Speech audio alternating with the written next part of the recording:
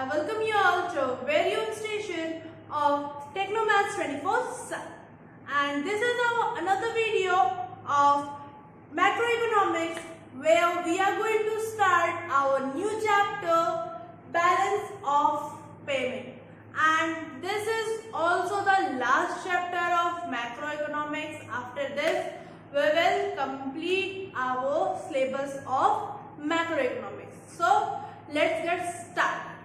So first of all, what is balance of payment? यानी कि balance of payment होती क्या है? तो बैलेंस ऑफ पेमेंट जो है वो ट्रांसफर है गुड्स एंड सर्विसेज का between residents of our country and rest of the world. So it is an accounting statement that provides systematic records of all the economic transactions between residents of our country and rest of the world, means ROW. Okay, तो ये क्या show करता है? Economic transactions का statement show करता है जो कि रेसिडेंट्स और रेस्ट ऑफ द वर्ल्ड के बीच में किया गया. ठीक है, जैसे गुड्स एंड सर्विसेज हो गया, गिफ्ट्स हो गए, ग्रांट्स हो गए. ठीक, ये सारी चीजों को कौन शो करता है?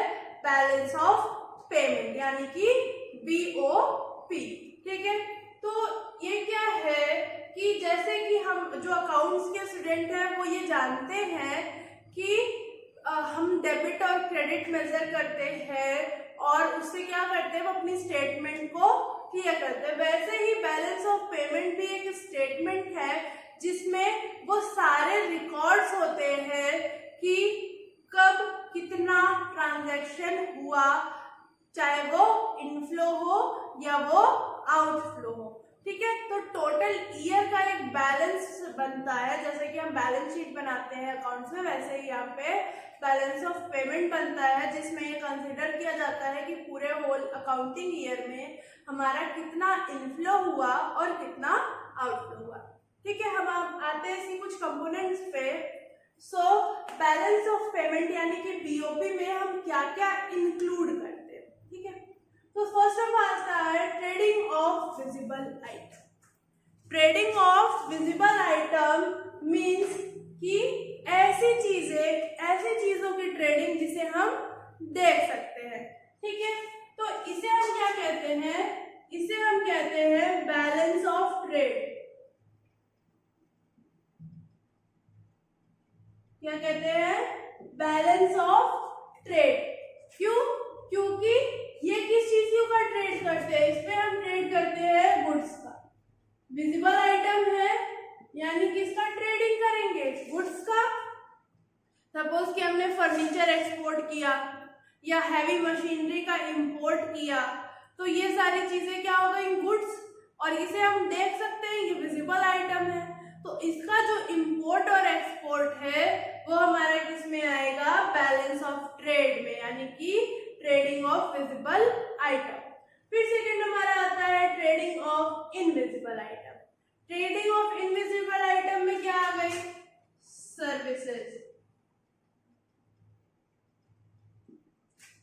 सर्विसेज को तो हम नहीं देख सकते, सर्विसेज को हम नहीं देख सकते, इसीलिए जो हमारी सर्विसेज की ट्रेडिंग होती है एक कंट्री से दूसरी कंट्री में, वो क्या होती है? हमारी ट्रेडिंग ऑफ इनविजिबल आइटम. जैसे कि अगर किसी फॉरेन की कंट्री ने यहाँ पे कॉल सेंटर स्टैब्लिश किया तो वो क्या है? वो सर्विसेज है. तो वो कोई ऐसे गुड्स नहीं है जिसको हम देख सकते हैं. ठीक है, so that is an trading of invisible item. फिर आता है हमारा यूनिलैटरल ट्रांसफर. यूनिलैटरल ट्रांसफर को हमने अपने पिछले चैप्टर में भी देखा है. ये क्या होता है? वन साइडेड होता है. वन साइडेड होता है, या तो उधर से आएगा फॉरेन से हमारी इंडिया में, या फिर हमारी होम कंट्री से फॉरेन में जाएगा. जैसे कि गिफ्ट्स हो गए, ग्रांट्स हो गए, या फिर सपोज कि हमारा ही कोई फैमिली मेंबर है जो फॉरेन में रह रहा है और उसे कुछ नीड है मनी की, तो हमने यहाँ से उसे दिया या फिर जब उसने अपनी इनकम को यहाँ सेंड किया, तो वो क्या है, ये है यूनिलैटरल ट्रांसफर, ठीक है, जो सिर्फ वन साइडेड होता है। फिर लास्ट हमारा आता है capital assets transfer. Capital assets transfer क्या है, यानी कि जब हम कैपिटल का ट्रांसफर करते हैं, एक्सचेंज करते हैं, तो वो क्या होता है कि हमारा कैपिटल एसेट्स ट्रांसफर। यहाँ पे एसेट्स क्यों लिया गया है, सपोज कि जब हमने अपने पैसे अगर उनको दे दिए, लेंड किया उन्हें, फॉरेन कंट्री को दिया, तो क्या हुआ कि हमने अपनी एसेट्स दी, हमारा पैसा हमारी एसेट था, हमने उसे दिया। इसे हम ट्रांसफर ऑफ ओनरशिप भी कहते हैं। ट्रांसफर ऑफ ओनरशिप क्यों कहते हैं, क्योंकि जिस पैसे पे हमारा अधिकार था इस टाइम वो किसी और का है, ठीक है। और लाइबिलिटीज भी इसमें आती है, सपोज हमने उनसे पैसा लिया, तो कैपिटल में हमारा क्या होता है, एसेट्स एंड लाइबिलिटीज। तो हमारी एसेट्स एंड लाइबिलिटीज से रिलेटेड जो ट्रांजैक्शन होता है वो हमारा किस में आता है, कैपिटल एसेट्स ट्रांसफर में, ठीक है। तो इसमें हमने क्या देखा कि विजिबल आइटम क्या होता है, गुड्स का ट्रांजैक्शन, जिसमें आता है हमारा बैलेंस ऑफ ट्रेड बोलते हैं जिसे। ट्रेडिंग ऑफ इनविजिबल आइटम में हमारी सर्विसेज हो गई। फिर यूनिलैटरल ट्रांसफर यानी वन साइडेड ट्रांसफर, और कैपिटल यानी कि हमारे एसेट्स और लायबिलिटीज से रिलेटेड ट्रांसफर, ठीक है। अब हम देखेंगे कि बैलेंस ऑफ पेमेंट का स्ट्रक्चर कैसे होता है, ठीक है। स्ट्रक्चर ऑफ बैलेंस पेमेंट देखेंगे, जिसमें हम पढ़ेंगे about the balance BOP, surplus BOP and deficit BOP. Okay, so let's carry on with our new topic, structure of balance of payment. So this is our structure of balance of payment, in which we are going to learn about the balanced BOP, surplus BOP and deficit BOP, ठीक है। तो सबसे पहले हम BOP को major कैसे करते हैं, तो BOP को मेजर करने के लिए हम टर्म्स क्या लेते हैं, सपोज ये हमारा हो गया BOP का स्टेटमेंट, यानी कि बैलेंस ऑफ पेमेंट का स्टेटमेंट हो गया। तो हमारे जो कॉमर्स स्टूडेंट है वो ये जानते हैं कि क्रेडिट और डेबिट बेसिस पे हम अपनी स्टेटमेंट को रेडी करते हैं, ठीक है। ये हमारा हो गया debit means DR, credit means CR, ठीक है, शॉर्ट फॉर्म में लिखा है हमने। सो हमारा जो क्रेडिट होता है वो किससे रिलेटेड होता है, इनफ्लोज से, यानी कि जो इनफ्लोज होते हैं वो क्या किया जाता है, हमारे स्टेटमेंट में क्रेडिट किए जाते हैं, और जो आउटफ्लोज होते हैं वो क्या होते हैं, डेबिट किए जाते हैं, ठीक है। इनफ्लोज क्रेडिट और आउटफ्लोज डेबिट होते हैं, ठीक है। तो यानी कि जब हमारा डेबिट और क्रेडिट इक्वल होगा, यानी कि इनफ्लो और आउटफ्लो दोनों इक्वल होगा, तो हमारी क्या होगी, बैलेंस बीओपी, यानी बैलेंस बीओपी क्या हो गई, debit is equal to credit, debit is equal to credit हमारी क्या हो गई, बैलेंस्ड बीओपी, ठीक है। और जब हमारी सरप्लस बीओपी होगी, यानी कि हमारी इनफ्लो आउटफ्लो से ज्यादा है, जब हमारे पास पैसा ज्यादा आ रहा है और कम पैसा बाहर जा रहा है, तो क्या होगी, हमारी सरप्लस बीओपी हो जाएगी। यानी कि इस सिचुएशन में क्या होगा, credit is greater than debit, credit is greater than debit. और यही जब हमारी डेफिसिट बीओपी होगी तो जस्ट अपोजिट हो जाएगा, debit is greater than credit, debit is greater than credit. क्यों, क्योंकि हमारा अभी डेफिसिट बीओपी चल रहा है, यानी कि हमारा आउटफ्लो ज्यादा है और इनफ्लो कम है, आउटफ्लो ज्यादा है और इनफ्लो कम है, तो हमारी क्या होगी, डेफिसिट बीओपी, यानी कि डेबिट ज्यादा है और क्रेडिट कम है, ठीक है। तो ये है हमारा structure of balance of payment. जिसमें बैलेंस बीओपी हमारी क्या होती है कि जब हमारा डेबिट और क्रेडिट दोनों इक्वल हो, यानी कि अगर हमारा आउटफ्लो 100 का है तो हमारा इनफ्लो भी 100 होना चाहिए। ये हमारी क्या हो गई, बैलेंस बीओपी हो गई। और जब हमारा आउटफ्लो 10 है और इनफ्लो 100 है तो ये हमारी क्या हो गई, सरप्लस बीओपी। वही जब हमारा आउटफ्लो 100 है और इनफ्लो 10 है तो हमारी क्या हो गई, डेफिसिट बीओपी। ठीक है, तो ये था हमारा structure of balance of payment.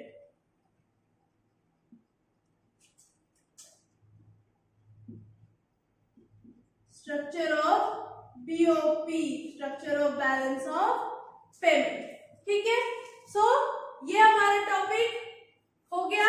अब हम अपना नेक्स्ट टॉपिक देखते हैं about the components of balance of payment, जिसमें हम क्या देखेंगे, जिसमें हम अबाउट रीड करेंगे कि हमारा जो बैलेंस ऑफ पेमेंट होता है, जिसको हम दो अकाउंट में कंसीडर करते हैं, करंट एंड कैपिटल। तो हमारी क्या क्या चीजें करंट अकाउंट में आती है और क्या क्या चीजें कैपिटल अकाउंट में आती है, इसको हम कंसीडर करेंगे in this topic which is components of balance of payment. Okay, so अब हम अपने इस टॉपिक में क्या कंसिडर करने वाले हैं about the components of balance of payment. तो हमें उसमें क्या देखना है, about the current account and capital account. So एक चीज तो बहुत ही क्लियर है, अगर हम थोड़ा सा समझे तो, यानी कि हमारा ये जो कैपिटल ट्रांसफर है वो कहाँ जाएगा, कैपिटल अकाउंट में जाएगा, और बाकी हमारा कहाँ जाएगा, करंट अकाउंट में जाएगा।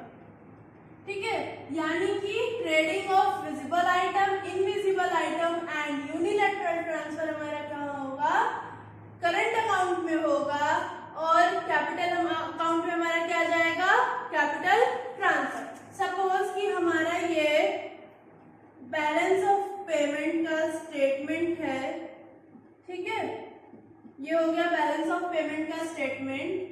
फिर ये हमारा हो गया करंट अकाउंट, डेबिट और क्रेडिट। ठीक, फिर ये हमारा हो गया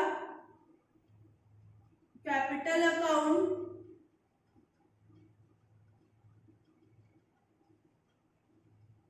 क्रेडिट और डेबिट। ठीक, तो अब इसमें हमें क्या देखना है कि यानी कि अगर हमारा विजिबल आइटम, इनविजिबल आइटम और यूनिलैटरल ट्रांसफर हमारा आउट ऑफ द वर्ल्ड से हमारे यहाँ होता है, यानी कि सपोज अगर हम एक्सपोर्ट करते हैं तो कहाँ आएगा, यहाँ पे आएगा। अगर हम इनविजिबल आइटम को भी एक्सपोर्ट करते हैं तो कहाँ आएगा, यहाँ पे आएगा। अगर यूनिलैटरल ट्रांसफर हमारा बाहर से हमारी कंट्री में आता है तो कहाँ आएगा, यहाँ पे आएगा। लेकिन वही अगर हम इंपोर्ट करते हैं तो कहाँ रिकॉर्ड करेंगे, यहाँ पे। सर्विसेज का भी इंपोर्ट करते हैं यहाँ पे। और अगर हम यूनिलैटरल ट्रांसफर बाहर देते हैं यानी सेंड करते हैं तो क्या होगा, वो यहाँ पे रिकॉर्ड होगा। ठीक है, यानी कि इन दो चीजों का एक्सपोर्ट और इसका इंपोर्ट हमारा क्या होगा, क्रेडिट, और इन दोनों चीजों का इंपोर्ट और इसका एक्सपोर्ट क्या होगा, डेबिट। क्यों, क्योंकि इस केस में हमारे पैसे बाहर गए और इस केस में हमारे पैसे अंदर आए। ठीक है, और कैपिटल ट्रांसफर हमारा अगर आ रहा है तो यहाँ रिकॉर्ड करेंगे और अगर बाहर जा रहा है तो यहाँ रिकॉर्ड करेंगे। ठीक है, तो इससे तो हमें ये समझ में आया कि कहाँ कैसे रिकॉर्ड करते हैं। अब करंट में तो हमें पता चल गया कि क्या क्या रिकॉर्ड करना है और किधर रिकॉर्ड करना है। अब हम ये देखते हैं कि हमें कैपिटल में क्या क्या रिकॉर्ड करना है और किधर करना है। ठीक है, उससे पहले हम एक चीज और देखते हैं कि सपोज अगर हमारा ये दोनों इक्वल है तो ये क्या कहलाता है, बैलेंस्ड बीओपी, बैलेंस्ड बीओपी। और अगर डिफरेंस आता है तो अगर पॉजिटिव डिफरेंस है तो सरप्लस डीओपी और नेगेटिव है तो क्या होता है, डेफिसिट बीओपी। ठीक है, क्या होता है, डेफिसिट बीओपी। तो ये साइड हमारी क्या हो गई, debit side of balance of payment, और ये हो गई हमारी credit side of balance of payment. ठीक, अब हम ये देखते हैं कि हम अपने कैपिटल अकाउंट में क्या क्या चीजें इंक्लूड करते हैं, कैपिटल अकाउंट में क्या क्या चीजें आती हैं। ठीक है, तो सबसे पहला हमारा आता है private transaction.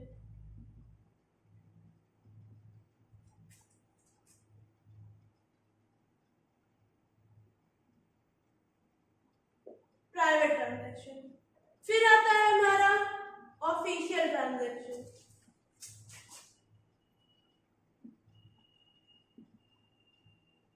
Private transaction, official transaction,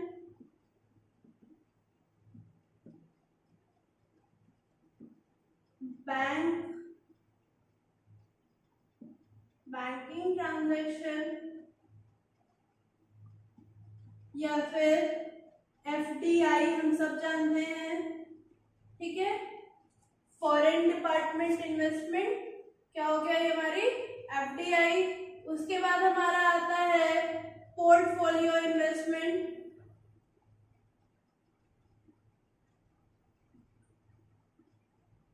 portfolio investment.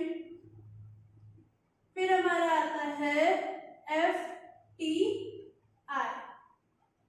ठीक है, सो अब इसमें हम क्या क्या देखने वाले हैं, इसमें हम ये देखेंगे कि हमारा जो कैपिटल अकाउंट है उसमें हम इन चीजों को कैसे कैसे रिकॉर्ड करते हैं, ये क्या क्या होती हैं, इसे हम देखेंगे अपने इसमें हम ये देखेंगे कि हमारा ये जो प्राइवेट ट्रांजैक्शन है, तो प्राइवेट ट्रांजैक्शन क्या है, प्राइवेट ट्रांजैक्शन हमारा वो ट्रांजैक्शन है जिसको हम करते हैं, यानी कि हम रेजिडेंस करते हैं, वो क्या होता है, हमारा प्राइवेट ट्रांजैक्शन होता है जिसे हम लोग करते हैं। यानी कि अगर हमने गुड्स को इनटेक किया या फिर बाहर भेजा तो वो हमारा क्या हो गया, प्राइवेट ट्रांजैक्शन। ठीक है, ऑफिशियल ट्रांजैक्शन क्या हुआ, यानी कि गवर्नमेंट के थ्रू किया हुआ ट्रांजैक्शन, जो गवर्नमेंट ने फॉरेन से किया, वो हमारा क्या हो गया, ऑफिशियल ट्रांजैक्शन। ठीक है, यानी प्राइवेट ट्रांजैक्शन जो हम लोग यानी नॉर्मल रेजिडेंस कर रहे हैं वो हमारा क्या है, प्राइवेट ट्रांजैक्शन है। और जो ट्रांजैक्शन हमारी गवर्नमेंट कर रही है विद फॉरेन, वो क्या हो जाएगा, ऑफिशियल ट्रांजैक्शन हो जाएगा। ठीक है, फिर हमारा थर्ड आता है banking transaction.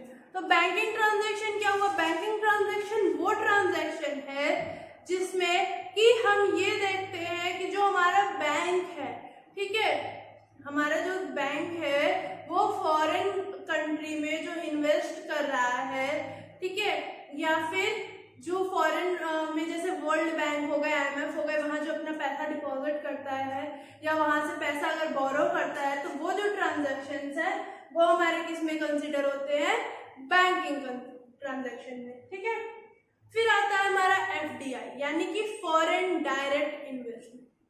Foreign direct investment क्या होती है, यानी कि उन्होंने चाहे फॉरेन हमारे यहाँ परचेस करे या हम करें तो हम भी उनके लिए फॉरेनर्स ही होंगे। ठीक है, तो फॉरेन डायरेक्ट इन्वेस्टमेंट ये होती है कि हमने फॉरेन में कोई इन्वेस्टमेंट की जिसपे हमारा डायरेक्ट कंट्रोल है।